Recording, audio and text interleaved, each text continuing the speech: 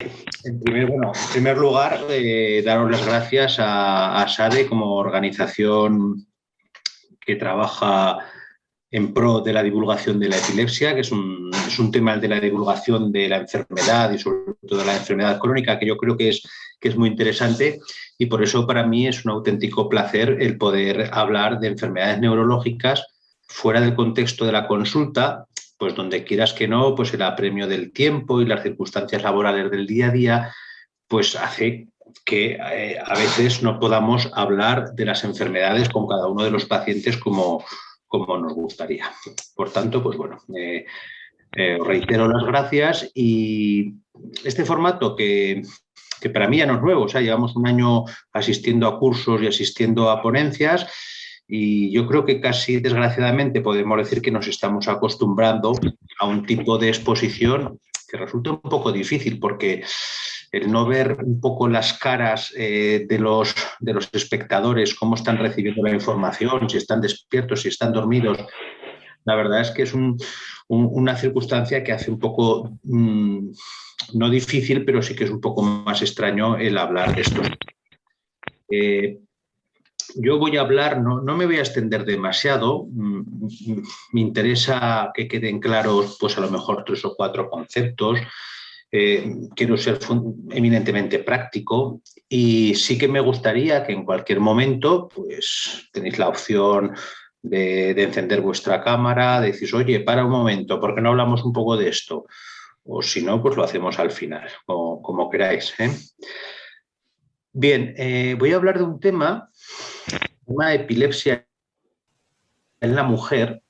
Fijaos que nosotros cuando estamos en la consulta hacemos una atención médica que debe ser no discriminatoria y que debe ser para todos igual, y que de hecho yo creo que lo hacemos, no importa el color de la piel, ni el sexo, ni la edad, ni la categoría profesional del que viene a consultas. Sin embargo, cuando viene un epiléptico, la diferencia entre que el epiléptico sea hombre y sea mujer exige un posicionamiento por parte del neurólogo totalmente distinto, porque la epilepsia en la mujer es un campo que abre unos escenarios a veces muy complejos, y que tiene que ver, como os podéis imaginar, pues con su condición del ciclo biológico distinto, la posibilidad del embarazo, la menstruación, y que son estos temas los que voy a tratar muy rápidamente, y vamos a intentar ver cómo se relacionan con el hecho de tener una epilepsia. Fijaos que en las guías de epilepsia de hace, iba a decir muchos años, pero tampoco hace tantos años, estábamos hablando de hace 50 años, no son guías de epilepsia propiamente dichas, sino que eran manuales de neurología, y yo he llegado a leer en algunos de esos en que recomendaban a la mujer epiléptica no casarse, porque para qué se iba a casar, ¿no? Se iba a suponer una especie de trauma familiar, y sobre todo, pues la mujer se iba a ver muy condicionada en lo que se interpretaba que era el papel de la mujer en la familia, que era el tema de tener hijos. Afortunadamente los temas han cambiado, y hoy les decimos a las mujeres epilépticas que pueden casarse si quieren, que pueden tener hijos, que pueden dar la lactancia y que pueden hacer una vida que se parece bastante a la normalidad.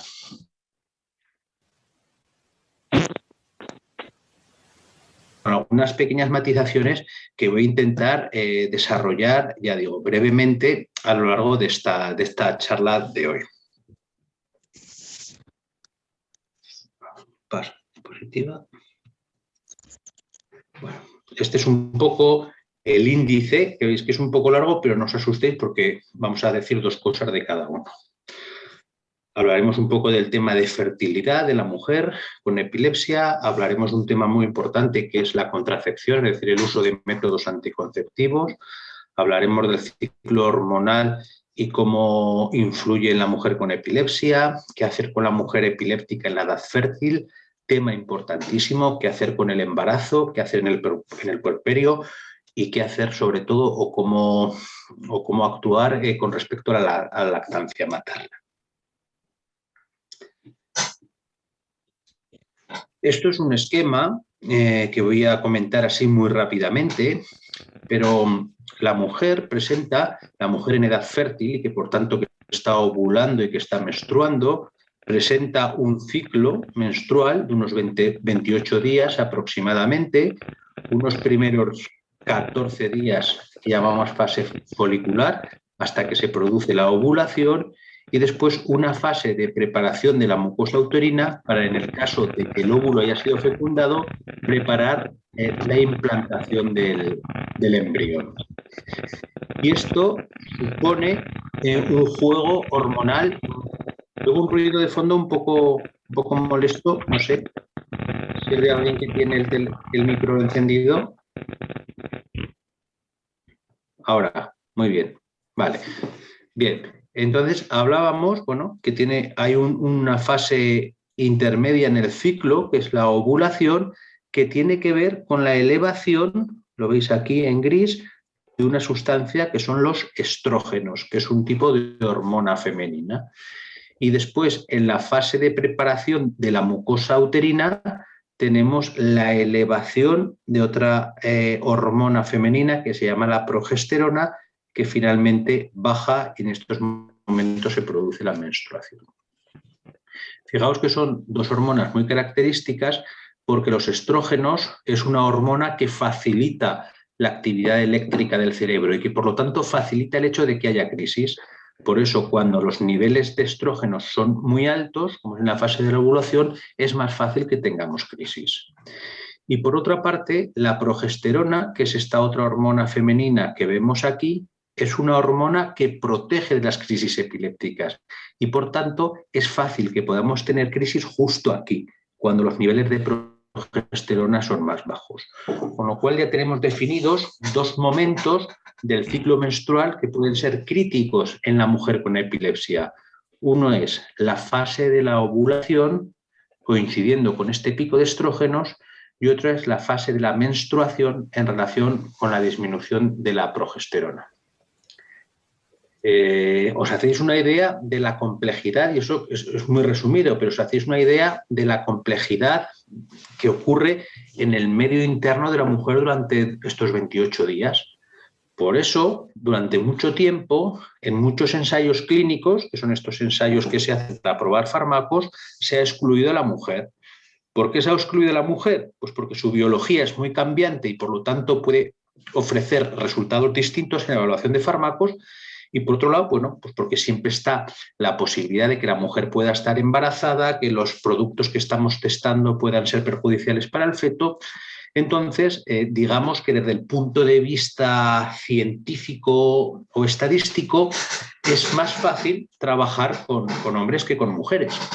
Y esto, os imagináis que tiene una repercusión, durante muchos años así ha sido y hoy en día está intentando cambiarse esta circunstancia, es que la mayor parte de fármacos se ha probado en hombres, además en hombres de una determinada raza y de un determinado rango de edad. Por tanto, muchos productos avalados por ensayos clínicos han excluido durante mucho tiempo a las mujeres y hoy sabemos que el resultado del uso de distintos fármacos puede ser desigual en hombres o en mujeres. Hoy en día esto se está cambiando y en los ensayos clínicos se exige la participación tanto de hombres como de mujeres.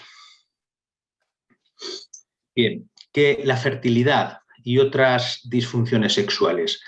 Este es un tema un poco controvertido porque durante muchísimo tiempo se ha establecido la idea de que las mujeres que tienen epilepsia tenían un porcentaje de posibilidades de quedarse embarazadas o de tener algún tipo de disfunción sexual mayor que la población normal.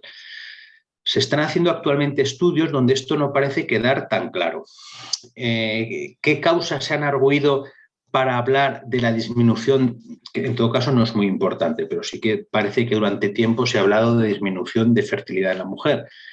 Pues se han establecido distintas causas, ¿no? Una ha sido el uso de unos fármacos, y esto seguramente ha sido así, y por eso hoy en día se ve que las tasas de fertilidad están bastante igualadas entre las mujeres epilépticas y no epilépticas, el uso de determinados fármacos que durante mucho tiempo se han utilizado y que, como muchos de vosotros ya sabéis, pues tienen una lista de efectos secundarios muy importantes. Si hay una enfermedad neurológica hoy en día que puede felicitarse por la gran cantidad de fármacos nuevos, es la epilepsia, ¿no? Es prácticamente raro el mes que no aparezca algún nuevo fármaco. Y los nuevos fármacos que aportan, pues aportan un mejor control de las crisis y sobre todo, y esto es muy importante, aportan un listado de efectos secundarios mucho menos importante. Y seguramente el tema de la fertilidad también está relacionado con esto. Sabemos que hay algunos fármacos que son especialmente importantes a la hora de hacer estudios de fertilidad en la mujer, y uno de ellos es el valproato, ¿no? Nombre comercial de Paquine, que ya sabéis que hoy en día, si queréis luego lo comentamos, es un fármaco que es oír mujer en edad fértil, epilepsia y valproato, esto no puede ir nunca junto. Por tanto, un poco las alertas mundiales lo que hacen es decir, no uséis el valproato en mujeres en edad fértil a no ser que sea absolutamente necesario, y en el caso de que sea necesario explicarle bien a la mujer los riesgos que puede tener sobre su salud, porque una de las cosas que origina el valproato es el ovario poliquístico, los efectos que puede tener sobre el embarazo, es un fármaco que tiene una tasa de malformaciones importantes en el feto, y sobre todo la importancia que puede tener en el desarrollo cognitivo e intelectual de aquellos niños de madres que han estado embarazadas tomando valproato. Y luego otro tema importante es que las mujeres que por lo que sea no pueden tener hijos y se someten a programas de fertilidad, pues el hecho de ser epilépticas no las saca de los programas. Eso sí, el ginecólogo o el médico de la clínica de fertilidad que organice los programas, pues tiene que conocer la situación de la mujer y un poco organizarse en función de estas cosas que hemos visto. Pues a lo mejor utilizar fármacos que tengan que ver más con la liberación de progesterona, que es la enzima protectora de la epilepsia, por decirlo de alguna forma, y evitar pues esas cargas de estrógenos que pueden tener facilidad para desencadenar crisis en la mujer.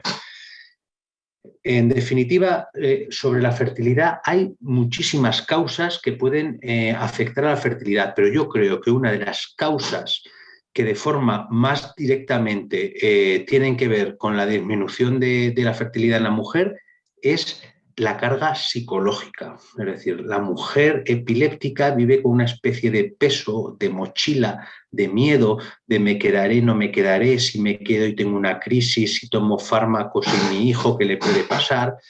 Y esto es una realidad que vemos todos los días en la consulta, que es fundamental que nosotros desde el primer momento, yo con chicas ya de 14 años que veo, aunque se ponen coloradas, ya empiezo a hablar de estos temas, y sobre todo es importante que desde la asociación, y yo creo que esta charla es un ejemplo, nos esforcemos en hablar del tema con absoluta naturalidad, quitando hierro al asunto, quitando miedos y quitando esa serie de circunstancias que al final hacen que la mujer con epilepsia tenga un cierto miedo a quedarse embarazada. Muy importante es el tema de la contracepción. Es el uso de métodos anticonceptivos químicos, ¿no? El uso de píldoras anticonceptivas. Para entender un poco cómo funciona esta relación de las píldoras anticonceptivas y la epilepsia, hay que introducir un término que yo creo que es relativamente sencillo de entender, que se llama la inducción enzimática. La inducción enzimática tiene lugar aquí en el hígado. Entonces, ¿qué es lo que pasa? Que hay determinadas sustancias, muchas, pero parte de ellas y las más potentes suelen ser antiepilépticos, que tienen la capacidad de inducir una aceleración en el metabolismo hepático. Son como aceleradores de todas las reacciones que tienen lugar en el hígado y, por tanto, pueden actuar disminuyendo la cantidad, la concentración de otros fármacos. Por ejemplo, si utilizamos un estrógeno o utilizamos progesterona o cualquier tipo de modalidad que se utiliza en los comprimidos, en las pastillas anticonceptivas, como toda sustancia química, esto se ve sometido a una serie de procesos depurativos, bioquímicos, metabólicos en el hígado, y este proceso de generación de la molécula puede verse alterado por la acción de estos aceleradores que llamamos inductores. Y por tanto, el resultado final es que el paciente que está tomando estas pastillas, aquellos medicamentos o aquellos metabolitos que pasan por el hígado, al final están reducidos. ¿Y qué pasa si una paciente epiléptica que toma inductores enzimáticos toma anticonceptivos? Pues que es fácil que la concentración del anticonceptivo en sangre sea menor de la recomendada y que por tanto no tenga el efecto deseado y que por lo tanto no haga su función, que es la de que la mujer no se quede embarazada. ¿Y qué fármacos son estos? Pues son fármacos que afortunadamente ya se utilizan muy poco. Muchos de ellos forman parte de lo que llamamos antiepilépticos clásicos, que ya se utilizan muy poco. Así, en rojo os pongo los más potentes, serían la fenitoína y el fenobarbital, que ya digo que se utilizan muy poco. Aquí tenemos alguno que sí que se está utilizando hoy en día, fundamentalmente la carbamazepina, la oxcarbazepina a dosis por encima de 1000 miligramos día, el acetato de slicarbazepina por encima de 800 miligramos día, y después otras sustancias como son el topiramato a dosis altas por encima de 200 miligramos día, o de los más modernos parece que también es un potente inductor el perampanel, pero también a dosis altas por encima de 8 miligramos día. ¿Qué quiere decir esto? Bueno, pues quiere decir que nosotros cuando vemos a una mujer con epilepsia en la consulta tenemos que tener muy claro qué fármacos está tomando y que si está tomando estos fármacos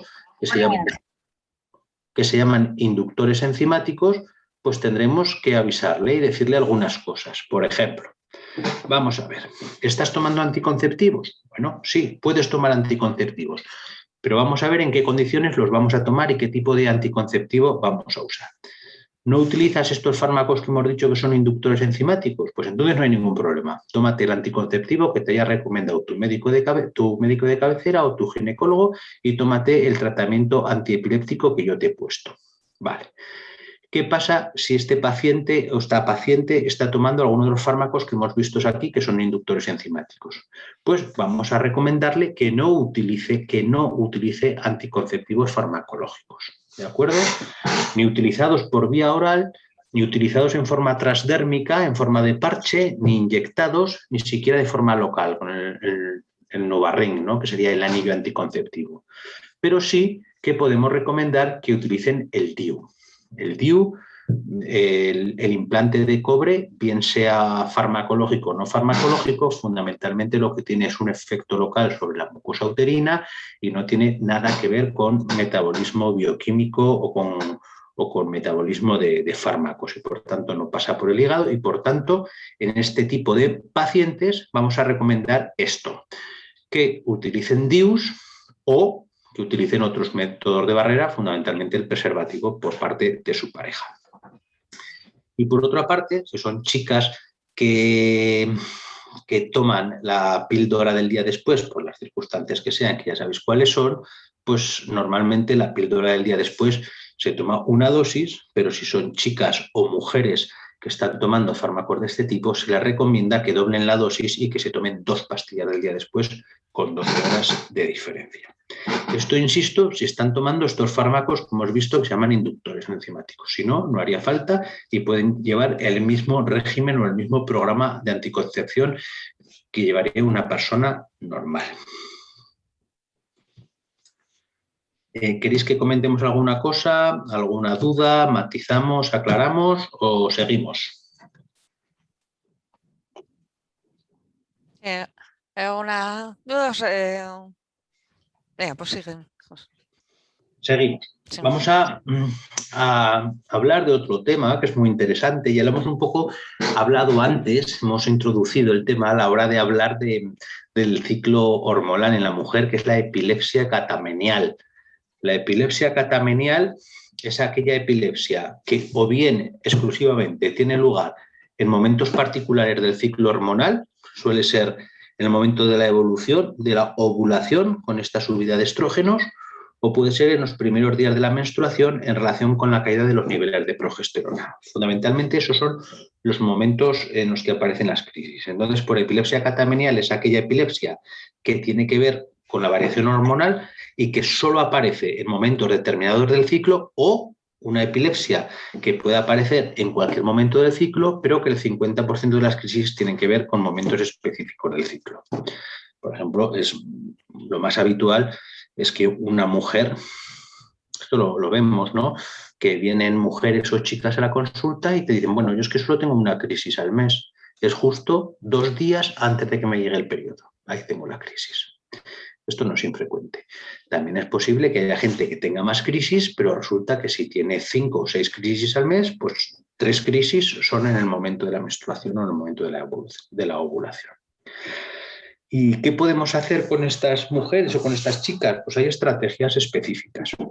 Les podemos decir, bueno, como ya sabes, los días del periodo donde es más fácil que tengas la crisis, pues esos días que vamos a definir vas a tomar más dosis de medicación. Esa es una estrategia que puede funcionar. Hay otra estrategia que es utilizar el clobazam.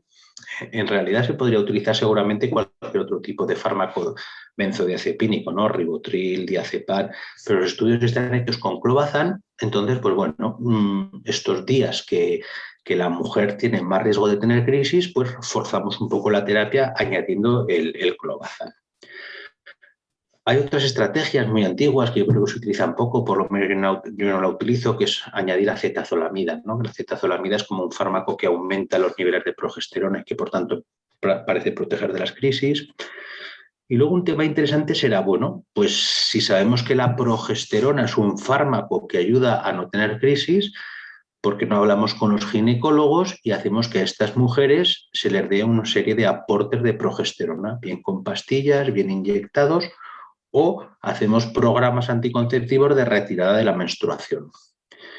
Y esto que parece que tenga bastante sentido, luego la verdad es que en la práctica no acaba de funcionar bien, ¿eh? Pero la verdad es que tampoco hay estudios reglados, hechos, y más o menos, bueno, pues yo tengo pacientes que los he mandado al ginecólogo con idea de que hagan algún tipo de tratamiento anticonceptivo o modulador hormonal, y los resultados son un poco dispares. Pero bueno, es importante explicarle a la mujer que es fácil que haya determinados días de la regla donde se puedan concentrar sus crisis y un poco organizar la vida de la paciente o organizar los tratamientos antiepilépticos de tal forma que podamos controlar solo durante unos días ese fenómeno. Vale, y edad fértil. Bueno, edad fértil, pues las chicas vienen, nosotros somos neurólogos de adultos y por tanto empezamos a ver chicas a partir de los 14 años. Y yo creo que es la primera visita, bueno, pues a lo mejor vienen de neuropediatría, vienen de un mundo donde el trato es distinto, donde en la consulta sigue habiendo dibujos de Mickey Mouse en la pared y de repente llegan a neurología de adultos que se encuentran con la sala de espera llena de gente mayor, en sillas de ruedas, con demencias, con conductas y comportamientos extraños.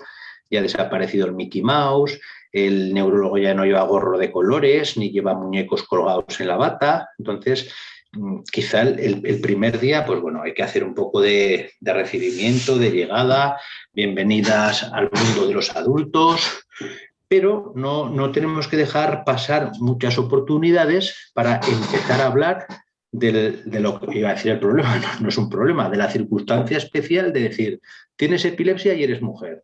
Entonces, como mujer, pues vas a tener la regla o tienes ya la regla y puedes tener hijos y la epilepsia va a hacer que tengamos una forma de actuar distinta, particular, pero que eso no va a suponer que tú tengas ninguna limitación.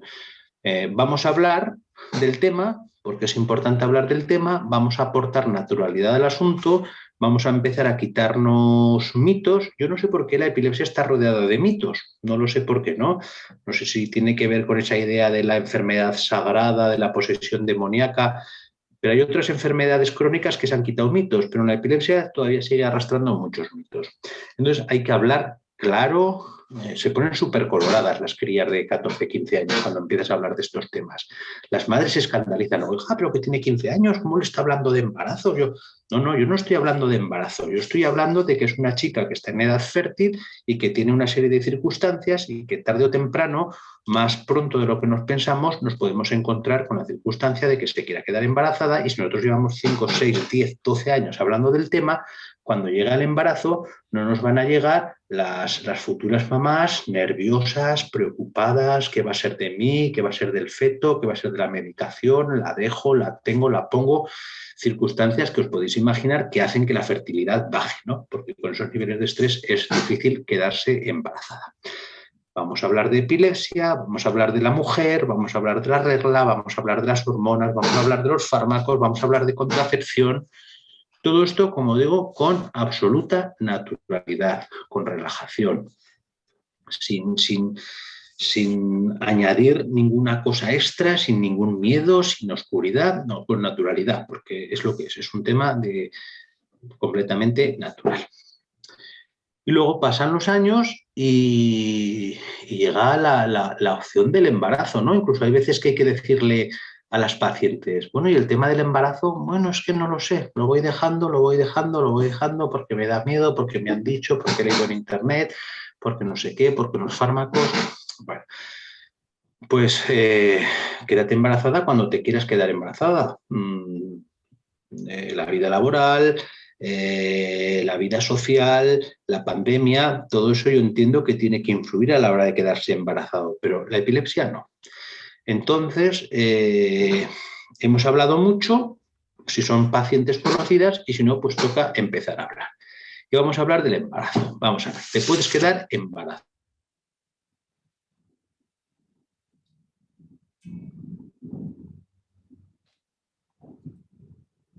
A ver, se ha quedado corta. No hay ningún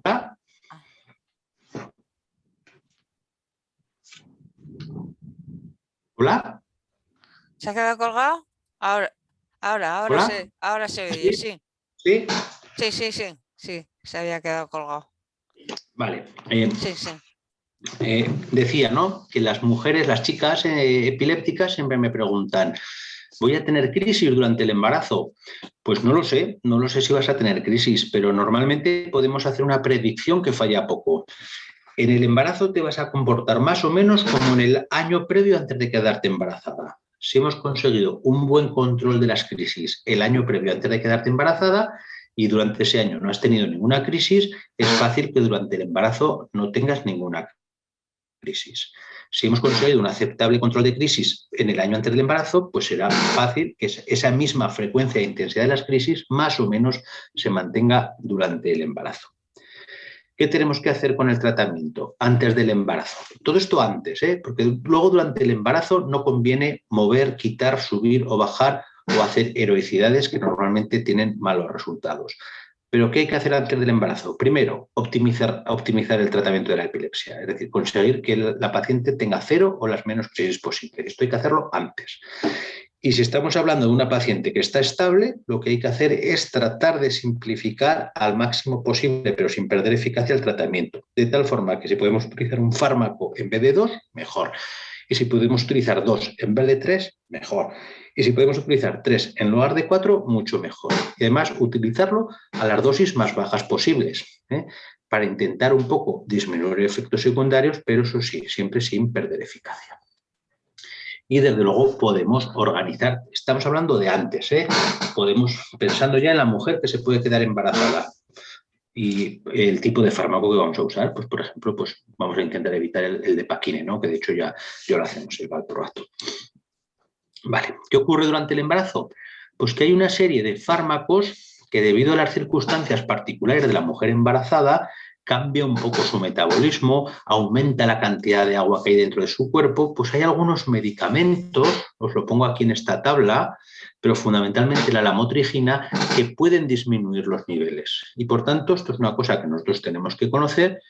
Pues una mujer embarazada con la lamotrigina, también pasa con la zonisamida, con el topiramato, con el levetiracetam o la oscarbazepina, pueden disminuir sus niveles y por tanto pueden perder efectividad. Entonces, con las mujeres embarazadas, pues podemos hacer directamente subir un poquito la dosis de estos fármacos o solicitar niveles a lo largo del embarazo para ver si hay una disminución y es necesario aumentarlos. Vale. Os comentaba antes que es muy importante evitar hacer cambios durante el embarazo, todo esto hay que hacerlo antes.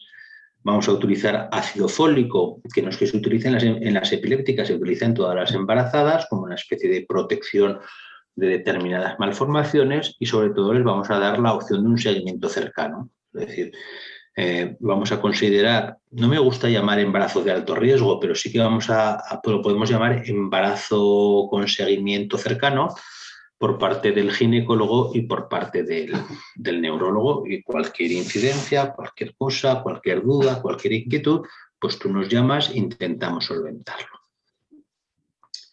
Fijaos bien, en la población general, en todo el mundo, el riesgo de malformación fetal en todo el mundo es aproximadamente entre un 3 y un 4%. En el mundo occidental, os podéis imaginar que el riesgo de malformación es menor, es aproximadamente de un 2%. Y en los últimos registros, el riesgo de malformación fetal está en 1,3%, más o menos. ¿A qué se debe esta reducción del riesgo de malformación fetal? Pues primero, al control de determinadas enfermedades y fármacos en mujeres embarazadas. No hablo de epilepsia, sino que hablo de otras cosas. Y luego, pues, al aborto terapéutico. Lógicamente, muchos fetos que ya están malformados entran en programas de aborto terapéutico y, por tanto, la cantidad de nacidos vivos con malformación es baja. Vale. Y la mujer embarazada, ¿esto a cuánto asciende? Este riesgo de malformación fetal está entre un 4 y un 9%. Que visto así dices, pues es que casi 1 de cada 10 hijos de madre epiléptica pueden tener malformaciones, pero esto hay que darle una lectura un poco distinta. Depende de qué fármacos utilicemos.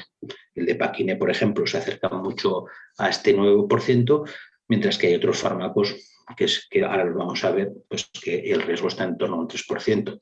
Y luego por malformaciones entendemos tanto desde malformaciones graves importantes como a pequeñas malformaciones incluso corregibles, ¿no? ¿Cuáles son esas malformaciones de las que hablamos? Malformaciones cardíacas, el labio leporino, malformaciones genitourinarias, esqueléticas, y quizá la más compleja es esta que hablamos de alteraciones en el desarrollo del tubo neural y del desarrollo de una espina bífida. Es muy importante también decirle a la mujer epiléptica que el riesgo de malformación fetal se produce en las primeras fases del desarrollo, fundamentalmente entre los 28 y los 70 días. Normalmente todo el feto, la parte primordial del feto se forma en el primer mes, en las primeras 4 semanas. Por tanto, muchas veces todo esto está ocurriendo antes incluso de que la mujer se dé cuenta de que esté embarazada. Y le podemos decir que en torno a las 14-16 semanas se puede hacer un control ecográfico para detectar si hay algún tipo de malformación o algún tipo de alteración estructural en el feto. Lo que hablábamos antes, pues hay fármacos como el valproato, que hasta un 10% de los hijos de madres que toman valproato pueden tener algún tipo de malformación. Por eso el valproato, ya en mujeres en edad fértil, ya nos olvidamos de él. Con el fenobarbital y la fenitoína, que se utilizan mucho menos, el porcentaje de malformación está en torno al 6%.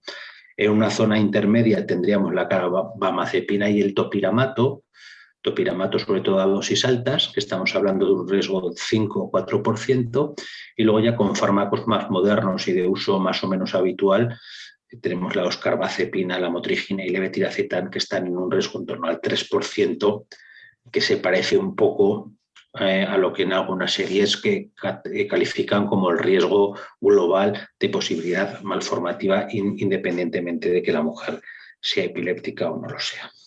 Una pregunta. Sí. La carbamazepina es el que tiene espina bífida, ¿verdad? Bueno, espina bífida, el que más espina bífida produce es el valproato, el Depakine. Es el que más. De los demás también. Y dentro de los que más podemos usar, quizá hoy en día es la carbamazepina, es el Tegretol, ¿no? Que produce una serie de informaciones. El Tegretol. El Tegretol, carbamazepina, sí, produce algún riesgo. Ya ves que el riesgo es del 5%, es una cosa intermedia, no es de los más seguros en el embarazo.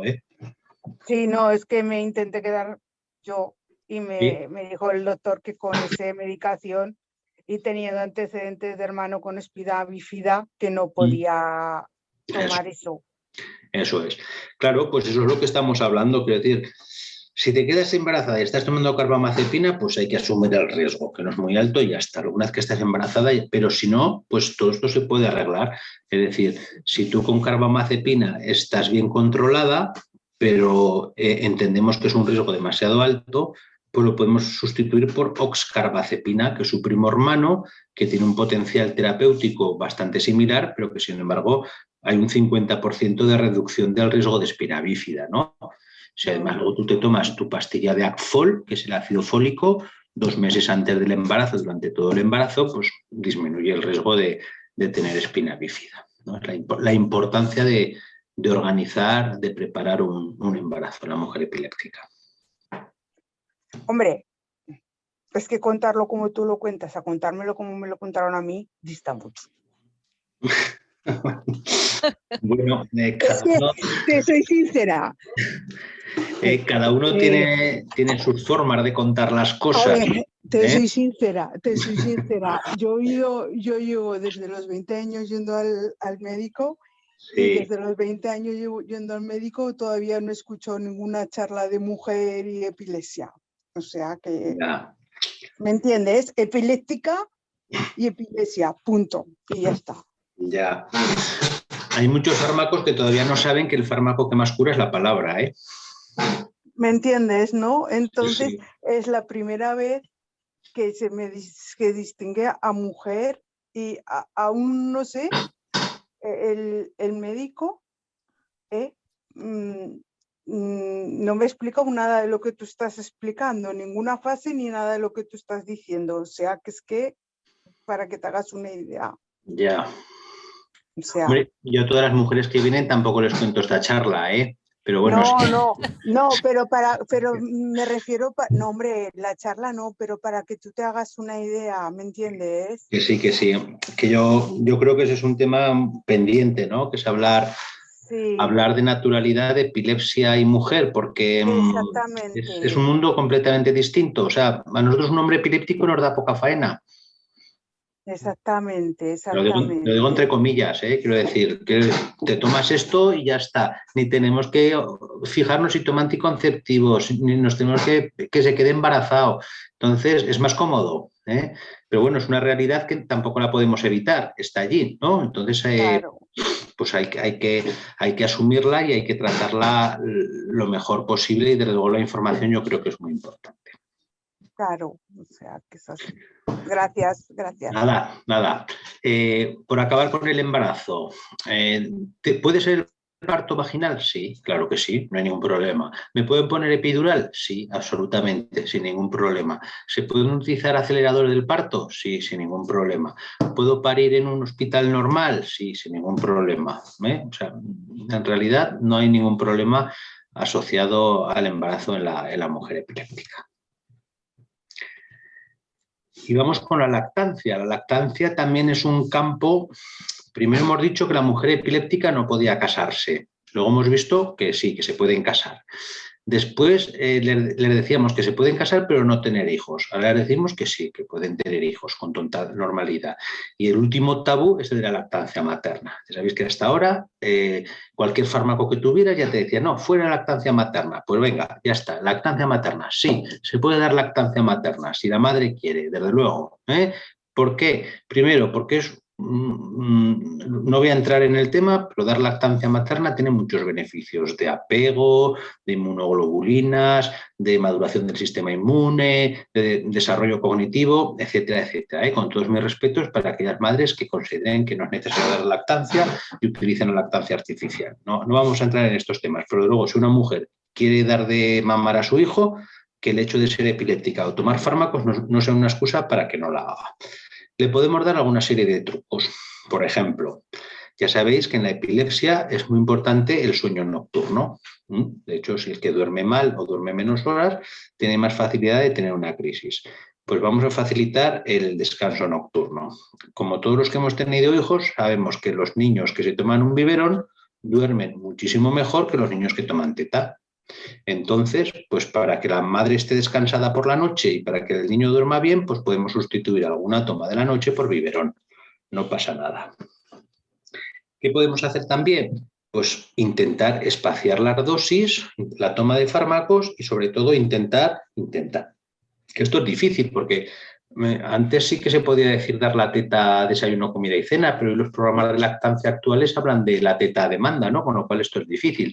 Pero bueno, en la medida de lo posible sería tratar de dar de mamar al niño cuando consideramos que el fármaco antiepiléptico en sangre está más bajo, ¿no? Por ejemplo, si tomamos un comprimido de cualquier fármaco o un ribotril, por ejemplo, a las 8 o a las 9 de la mañana, pues vamos a intentar dar la teta a las 8:30 de la mañana. Estas son estrategias que si se puede se hace y que si no se hace. Hay que vigilar también algunos fármacos que pasan especialmente con facilidad a la leche materna, como son las benzodiazepinas, ¿no? El Valium, el ribotril, el clobazam, la etosuximida, que se utiliza poco, el fenobarbital y primidona, que se utiliza muy poco, y de los que se utilizan un poco más, quizá habría que tener un poco en cuenta la zonisamida, que tiene cierta facilidad para pasar al bebé. Y sobre todo, pues vigilar qué pasa con el niño, si el niño está muy dormido, si el niño está muy irritable o si vemos algún tipo de cosa que nos sugiera que puede ser un efecto de los fármacos de la madre que pasan al niño, pues hablarlo con el pediatra y comentarlo. Pero no debería haber ningún problema para que las madres epilépticas dieran de lactar a sus hijos. Se les da una serie de consejos, pues si tienen muchas crisis, pues intentar que lacten con medios de sujeción para que si la madre tiene una crisis no se caiga de sus brazos. Si cuando bañan al niño, pues intentar que nunca esté sola la madre, en fin, cosas que son un poco también ya de sentido común.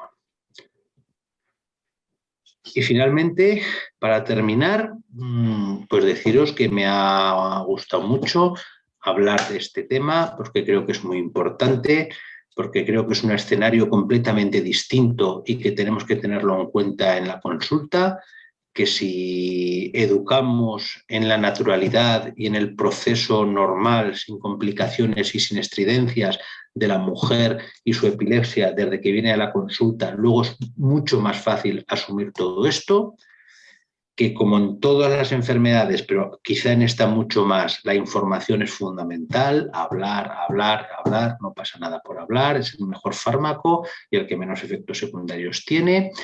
El tema de la contracepción es muy importante abordarlo pronto y abordarlo con unas ideas y con unas pautas claras, que el embarazo es perfectamente posible en la mujer epiléptica y que un tanto por ciento muy elevado de mujeres epilépticas tienen hijos sin ningún tipo de problema y su desarrollo fetal y posfetal es completamente normal y sus embarazos son completamente normales, que solo tenemos que tener en cuenta, así como gran fármaco prohibido, es el valproato, es el Depakine, por sus efectos en cuanto a malformaciones, y la lactancia, sí, definitivamente sí. Y hablar con naturalidad, fuera tabús, fuera cosas raras, esto de que no se entienden en la escuela que mi hija tenga epilepsia, todavía lo seguimos viendo en la consulta, hablar con las chicas, hablar con sus madres, hablar de todo esto con tranquilidad y desde el sosiego. Y así conseguiremos pues que la epilepsia, que es lo que es y es la enfermedad que es, y que es una enfermedad crónica y que tiene sus particularidades, pero no es mucho más distinta de otras enfermedades crónicas, como puede ser la diabetes, como puede ser la esclerosis múltiple. Es una enfermedad pues, que tiene, en el caso de la mujer, tiene sus particularidades, pero yo creo que si las exponemos, las hablamos, pues le quitamos muchas aristas y evitamos que nos pinche tanto cuando hablamos, o que las mujeres lleguen al embarazo, por ejemplo, con unos niveles de estrés, de preocupación y de incertidumbre que si hablamos con ellas, pues no tienen que tener. Y esto era todo lo que os quería comentar. Cualquier cosa, si queréis, ahora la hablamos con tranquilidad. Muchas gracias, Iván. Bueno, aquí es el momento de las preguntas. Me ha parecido muy interesante. Ya lo habéis oído, aquí hay que hablar. Yo he estado embarazada, tengo una hija encantadora, sin ningún problema. No, eso sí, ni me planifiqué el embarazo, ni mi médico me dijo nada, en fin, también lo tuve sin decirle nada, ¿no? Pero un poco ya ha pasado casi 23 años, ¿no? Entonces, eso me parece que tendría que estar bastante presente en las mujeres que tenemos epilepsia. Y bueno, esto es una charla para que se extienda. Y ahora ya que hace 23 años esto no existía, ni existían las asociaciones, ni existían más charlas. Entonces, si se puede extender, ya hay doctores que pueden, o sea, que se ofrecen para hacerlo. Entonces, a ver si no como yo, que yo me quedé embarazada y a mí nadie me dijo nada. Entonces, si queréis hacer más preguntas. Hola, buenas tardes, José Antonio. Enhorabuena, has estado Hola. estupendo. ¿Qué tal? Gracias. En relación con la lactancia, hay una página muy buena, lactancia.org, en la cual se puede introducir el medicamento, el antiepiléptico en este caso, y podemos ver si es compatible o no. La mayoría son compatibles y, desde luego, las mujeres epilépticas pueden dar perfectamente lactancia, como tú bien has señalado. Así es. Muchas gracias. Nada, a ti.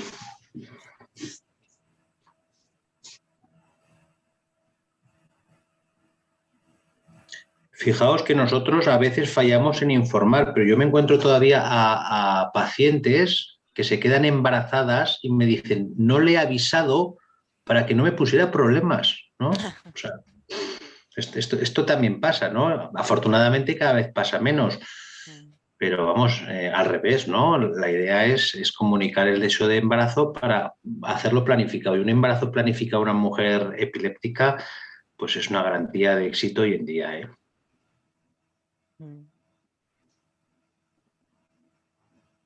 Ojalá hace 10 años hubiera tenido yo ese éxito.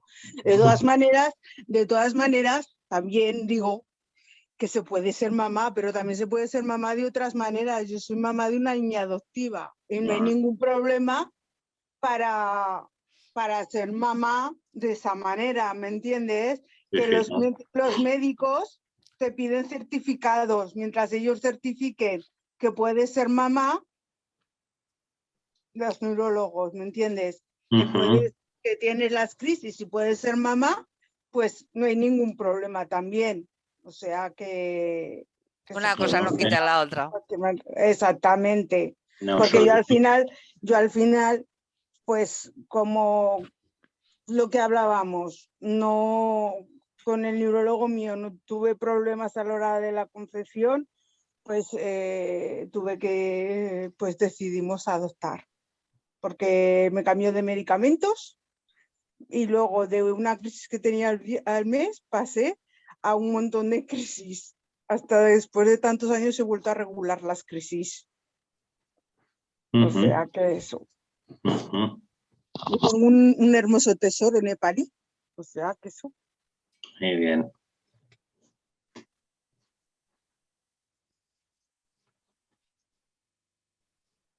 Es uno de los problemas que me encontré, fue la lactancia, porque además el neurólogo que me llevaba estaba en Barcelona.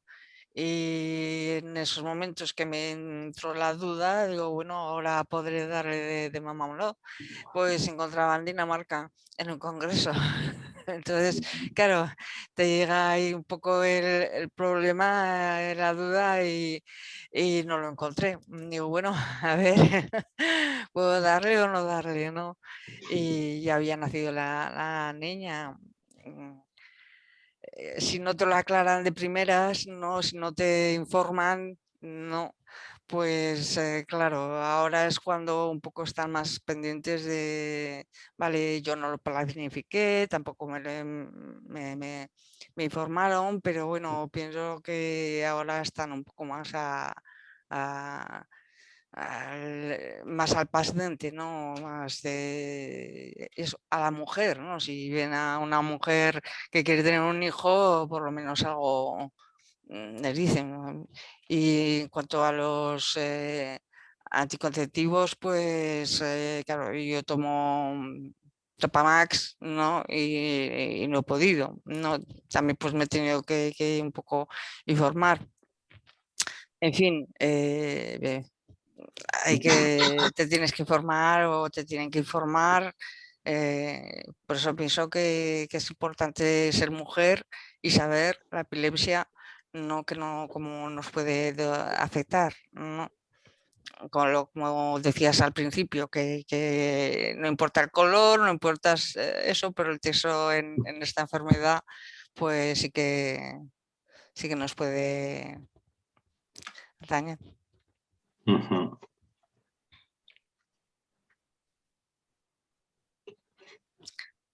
Bueno, ¿Tienes ahora alguna duda, por pregunta. ejemplo, con No. con el Depaquine, por ejemplo? Es un tema que yo creo que ya está un poco superado, pero no sé si yo a veces me encuentro con mujeres que toman Depaquine y que explican un poco todas las circunstancias. No sé si tenéis alguna duda al respecto del Depaquine o no. Ya es- Yo oí por eso que lo habían prohibido en algún país de Europa.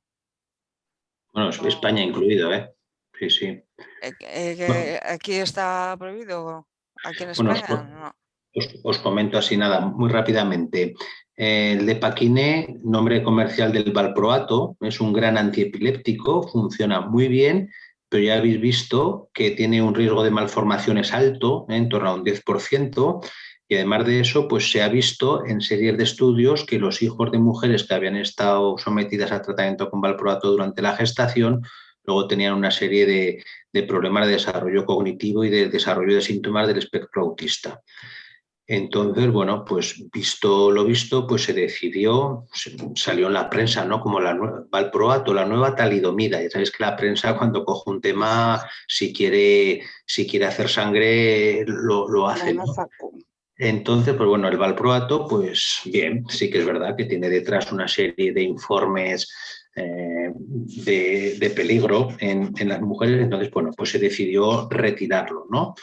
Retirarlo y no administrar valproato bajo ninguna condición en mujeres en edad fértil, excepto que sea un fármaco que se ha demostrado que controla crisis y que no se ha podido controlar las crisis de otra forma y siempre dándole a la mujer una serie de explicaciones, comentándole los riesgos y las circunstancias en las que se expone por tomar valproato, pues si se quiere quedar embarazada, si no se quiere quedar embarazada, el problema del ovario poliquístico, fertilidad, en fin.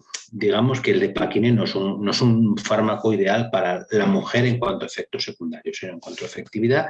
Entonces, pues bueno, se decidió una alerta de la Agencia Europea del Medicamento de retirar el Depaquine en mujeres en edad fértil y solo asumir su uso bajo unas condiciones especiales, entre las cuales hay que firmar un consentimiento informado, ¿no?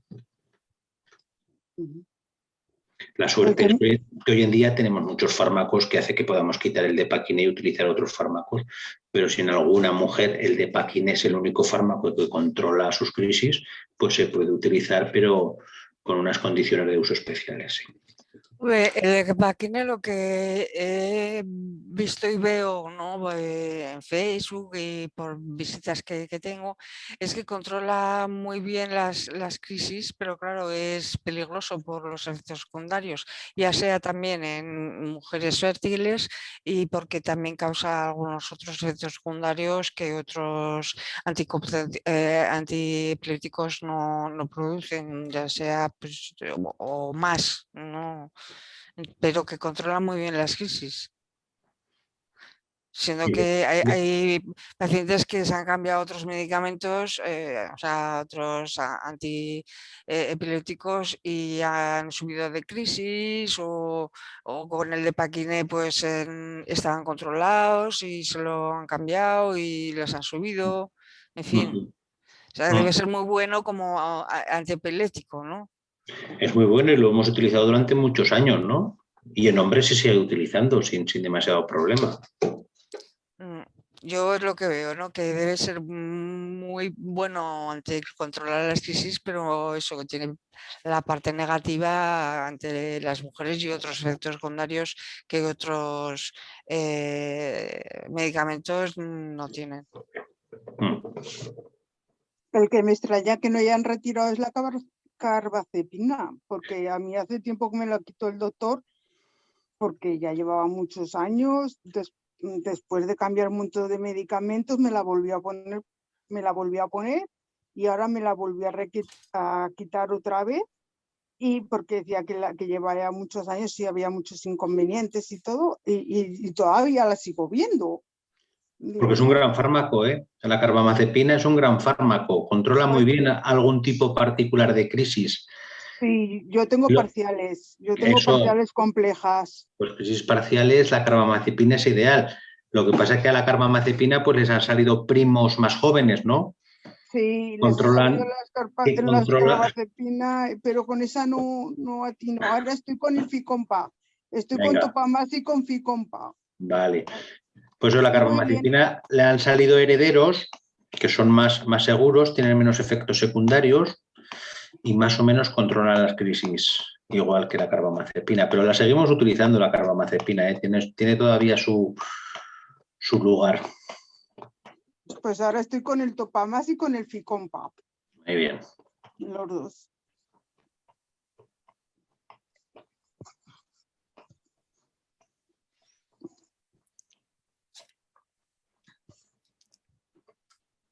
Bueno, ¿alguna duda más? ¿Alguna pregunta más? Me parece que no. Para el colofón de la charla.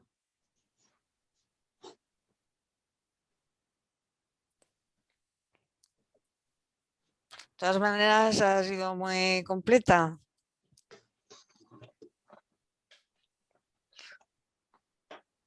Pues dejamos para otro momento, otra charla más, otro diván, porque ha sido muy interesante, pienso yo, ¿no? Igual que todos. Y bueno, pues ha sido una hora, nos hemos entretenido con tu charla y bueno, siento lo del enlace. No, se ha podido solucionar rápido, no hay ningún problema. Sí. Y bueno, recordaos que todavía seguiremos esta semana. Muchas gracias otra vez, José Antonio, y esperemos que al año que viene nos volvamos a ver otra vez, pero en presencial. Y bueno, hoy es el Día de la Epilepsia, vamos a celebrarlo. Y ya si queréis algo de la Asociación Aragonesa de Epilepsia, os digo nuestro número, ya sabéis nuestra página web, si os habéis conectado con ella, el número es 655-199-307 y podéis conectar con nosotros cuando queráis, no para dudas, información, todo lo que podamos que esté en nuestro perdón. Venga, muchas gracias a todos por estar aquí y ya nos vemos cuando queréis. Yo lo único para acabar.